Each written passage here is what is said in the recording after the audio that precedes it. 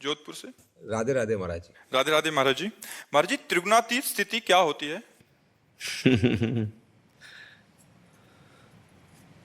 ये वाणी से वर्णन करने वाली स्थिति थोड़ी होती है, क्योंकि वाणी त्रिगुण के अंतर्गत है कि नहीं है।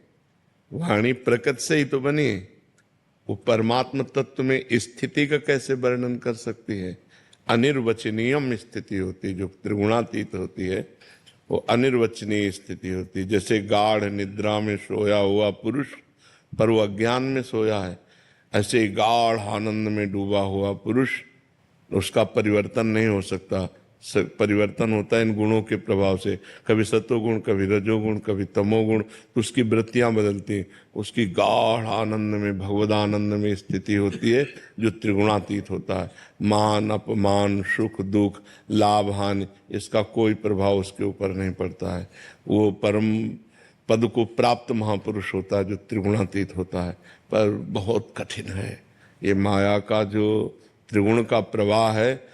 जब निरंतर भजन करते हुए, सब कुछ सहते हुए भगवान के आश्रित होकर के चले, तो दैवी है सा गुणमयी मम माया दुरत्तया मामेव ए प्रपद्यन्ते माया में ताम तरन्ते। भगवान कहते हैं कि ये दिव्य माया है, मेरी गुणमयी माया दैवी माया है। ये बहुत कठिनता से इससे पार हुआ जा सकता है। अगर कोई मेरी शरण में हो जाए तो मैं उसे पार कर दूंगा। मामेव ये प्रपद्यन्ते माया में ताम तरन्ते। तो भगवान की शरण में होकर खूब भगवान का नाम जप करे तो भगवान उसे त्रिगुणातीत कर देते हैं। जो त्रिगुणातीत स्थिति होती है वो किसी से मोह नहीं होता, उसका मान प्रिय नहीं होता, उसे अपमान अप्रिय नहीं होता, उसे किसी भी संग का उसके ऊपर कोई प्रभाव नहीं पड़ेगा।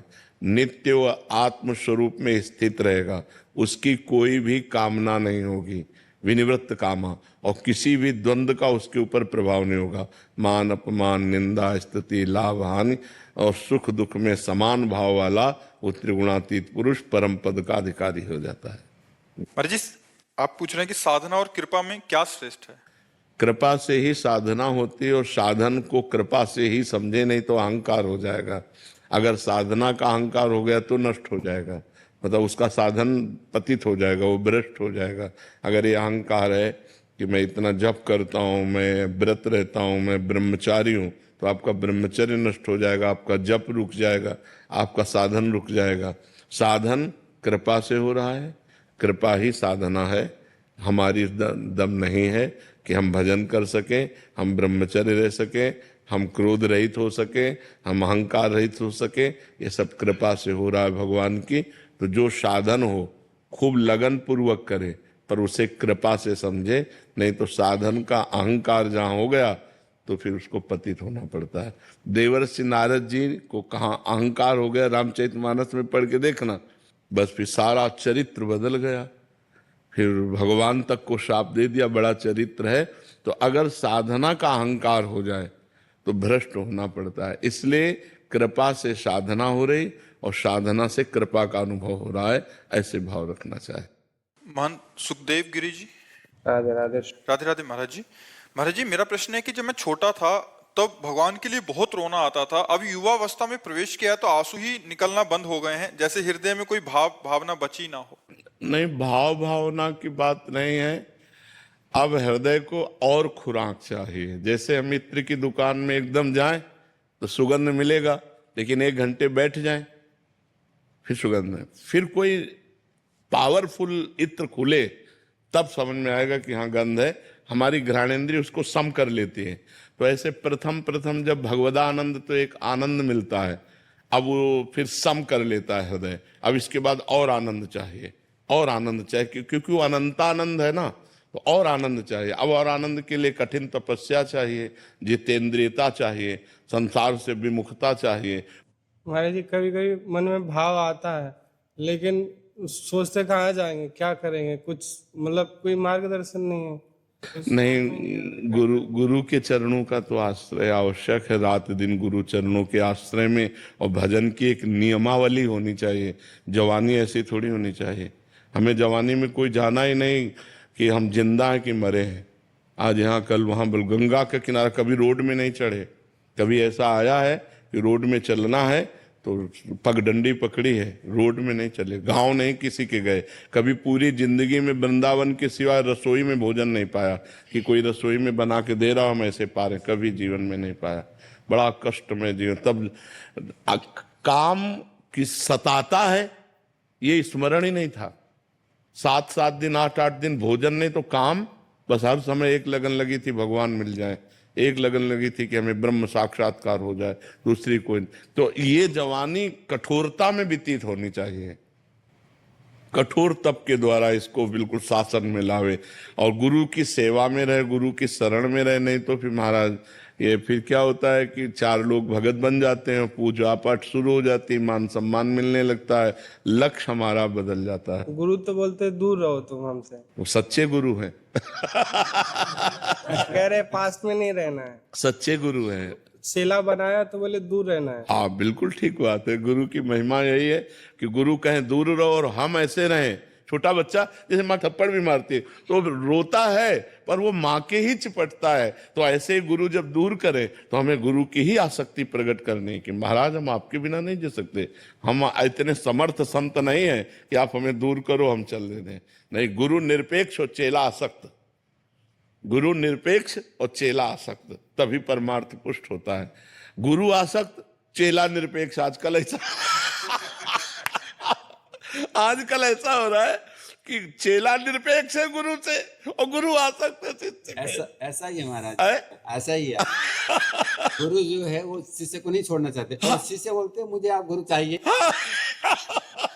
गुरु निरपेक्ष चेला आसक्त, ये शास्त्रीय पद्धति है। और आज का समय चल गया है कि गुरु आसक्त और चेला निरपेक्ष। हमें आपको उपदेश ले चाहिए, आपका सानिध्य ले चाहिए। ठीक बात है। महंत पवन शर्मा जी, बालाजी मंदिर, दिल्ली से। राधे राधे महाराज जी। महाराज जी आपके चरणों में दंडवत प्रणाम। भगवान, मैं माँ भगवती के नाम रूप लीला चिंतन में भक्ति को बढ़ाना चाहता हूँ, परंतु आपको सुनने की वजह से राधा नाम का भजन चिंतन चलता वही है, वही है, कोई दूसरा नहीं। माँ भगवती हमारी प्रियाजू की ही अंश से प्रकट हुई है, कोई और थोड़ी है। भगवान ये रूप में, लीला में, स्वरूप में अलग अलग है। हाँ, पर राधा नाम लेता हूँ तो ऐसे लगता है माँ कह रही कि हमने गुरुजी मिलाया और हमें छोड़ दिया। अब हम जब माँ का नाम लेते हैं तो आप दिखते हो कि बढ़िया चेला हो, बात नहीं मानते हो, गुरु मानते हो। तो मैं तो राधा और माँ के नाम में। देखो, रूप में और लीला में तो अंतर है, पर तत्व में अंतर नहीं है। तत्व एक ही है। से प्रेम नहीं हो रहा ना। हाँ, पर प्रेम तो रूप से होता है ना। हाँ, तो माँ से प्रार्थना करो कि या तो किशोरी जी के चरणों में हमें रति दो, आप कृपा करो, और या फिर आप कृपा करो अपने चरणों में अनन्यता दो। तो प्रभु माँ आपके पास भेज देती, आप माँ के पास भेज देते। हाँ, हमारा कार्य है जो जहाँ है वहीं प्रतिष्ठित कर देना। हमारा कार्य है जहाँ जो जिस निष्ठा में है उसी निष्ठा में उसको प्रतिष्ठित कर देना, क्योंकि निष्ठा से ही वस्तु की प्राप्ति होती है। आप माँ से प्रार्थना करो, वो राधा किशोरी का साक्षात्कार करा देंगी।